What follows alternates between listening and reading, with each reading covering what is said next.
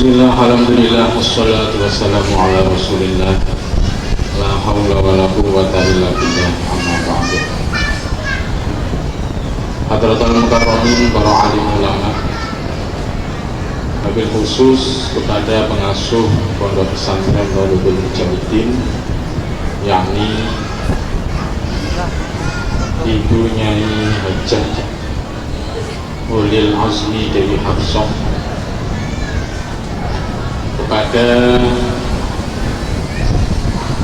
Ketua Yayasan Pondok Pesantren Nurul Mujahidin yang saya hormati, yakni Bapak Kiai Haji Al-Badawi, atau yang sering kita panggil dengan nama Cak Bad, kepada segenap kepala madrasah yang ada di naungan Pondok Pesantren Nurul Mujahidin, kepala madrasah sanawiyah Bapak Ustadz Akwif SPDI yang saya hormati, pembina yayasan Bapak Haji Munjari yang saya hormati, segenap dewan guru maupun para wali santri semuanya yang saya hormati. Pertama-tama marilah kita bersyukur kepada Allah dengan mengucapkan alhamdulillahirabbil alamin. Pada pagi menjelang siang ini Allah masih memberikan nafas kepada kita sehingga kita dapat berwajah, berkumpul, bertatap muka, bersilaturahim dalam keadaan sehat walafiat, penuh keberkahan dan kemanfaatan. Amin ya rabbal alamin. Allahumma sholli ala sayyidina Muhammad wa ala ali sayyidina Muhammad. Semoga tercurahkan kepada junjungan kita Nabi Agung Muhammad sallallahu alaihi wasallam, dan semoga kita semuanya diakui sebagai umat beliau dan mendapatkan syafaatnya di alam kiamat. Amin ya rabbal alamin. Bapak-bapak dan ibu-ibu serta saudara-saudara sekalian yang saya hormati, saya berdiri di hadapan Bapak Ibu sekalian mewakili dari atas nama Kepala Madrasah Burhaniyah Syafi'iyah Raudhatul Mujahidin, yang mana pada kesempatan hari ini beliau tidak sempat memberikan sambutan dikarenakan ada acara yang bersamaan sama pentingnya, yaitu beliau mengisi di Romu 5 di Pondok Tahfidz Raudhatul Mujahidin yang tidak bisa ditinggal. Maka dari itu beliau mewakilkan kepada kami untuk memberikan pencerahan kepada bapak-bapak ibu sekalian, khususnya wali santri. Tadi sudah dipaparkan oleh Kepala Madrasah Sanawiyah rangkaian kegiatan selama di bulan Oktober.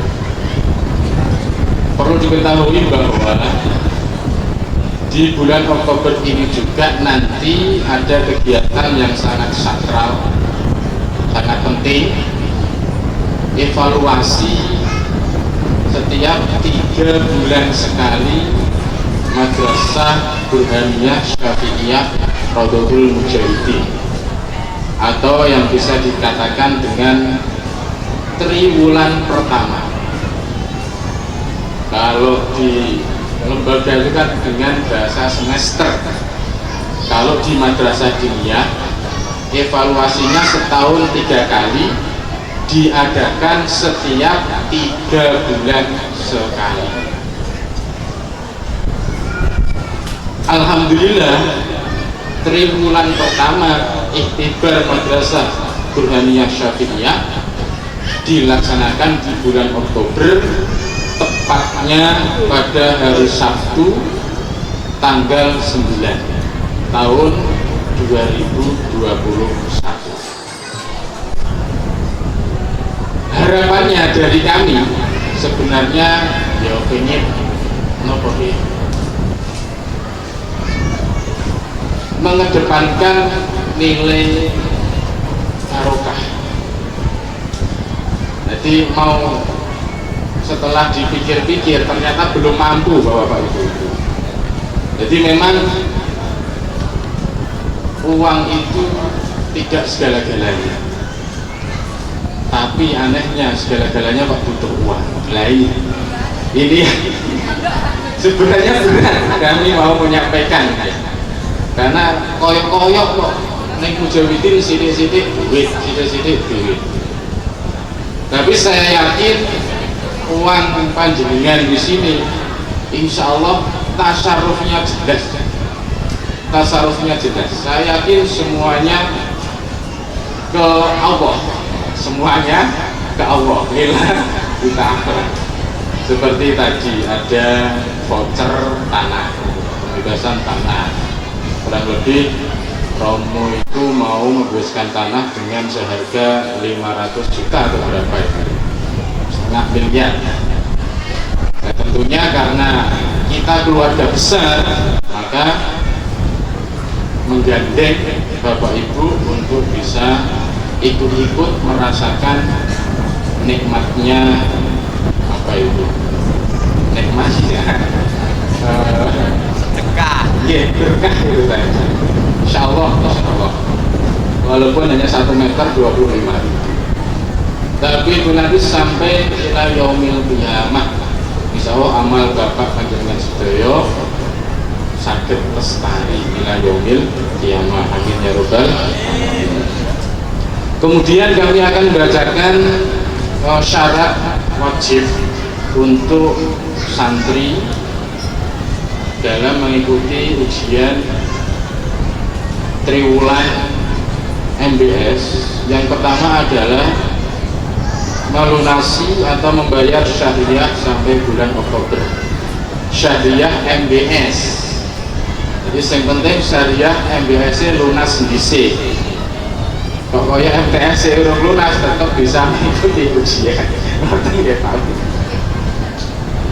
Jadi memang ujian itu biasanya dijadikan sebagai tombak ya, untuk menekan panjenengan sedoyo agar bisa tepat dalam membayar bulan.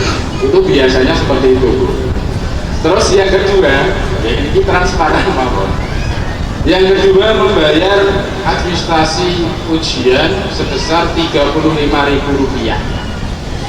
Sebesar Rp35.000 dan membayar mak rapot sebesar 35.000, berarti totalnya 70.000.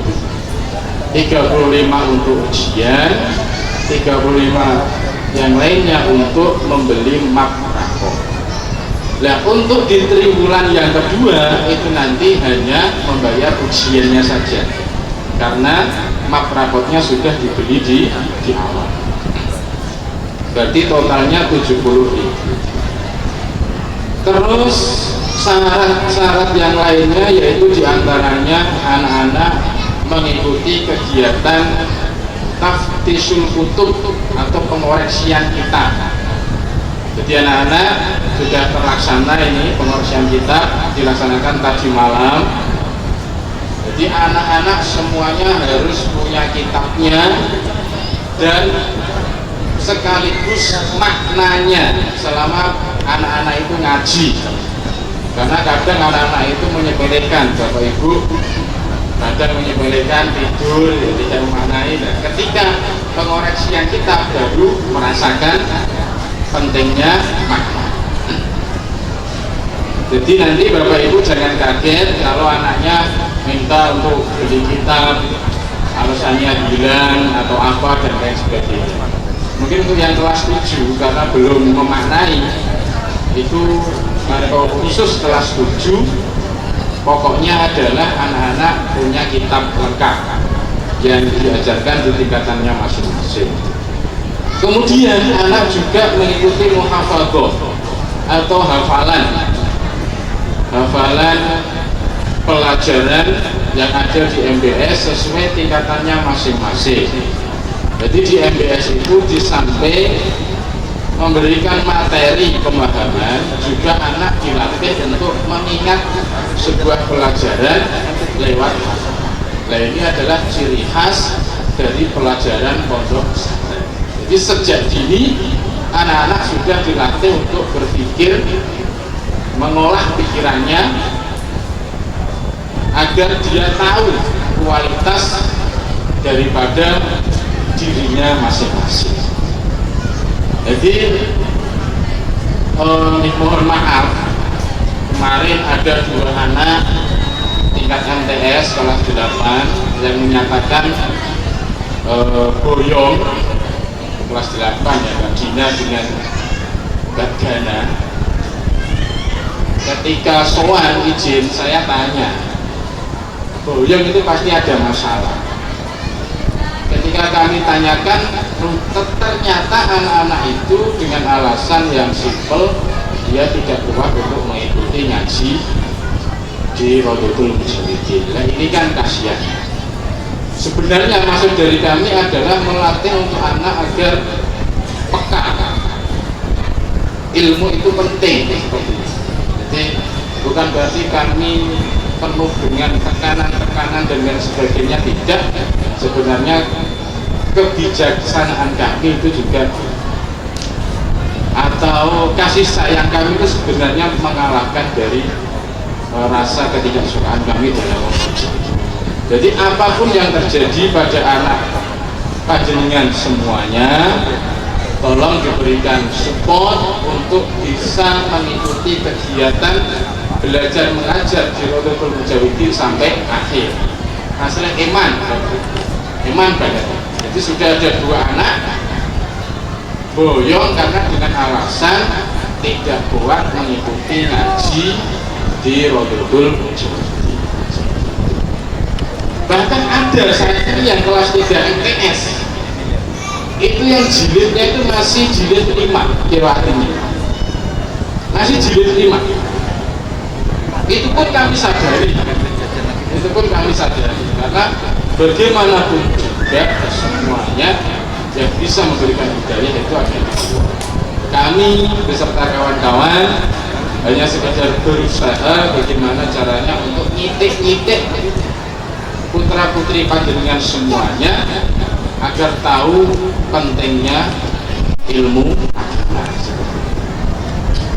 Kami juga tidak diam Bapak Ibu. Terus kami mengambil langkah, memanggil anak tersebut, ditanya kenapa kok kawannya sudah sampai kelas Al-Quran, bahkan sudah yang sampai Gori, kok masih sedikit, kendalanya apa dan sebagainya. Jadi mudah-mudahan meskipun masih ada anak-anak kita yang sekiranya belum mencapai target, itu semua adalah menjadi tolak ukur keberkahan atau ridhonya Allah kepada anak kita semua. Jadi ampun dulu,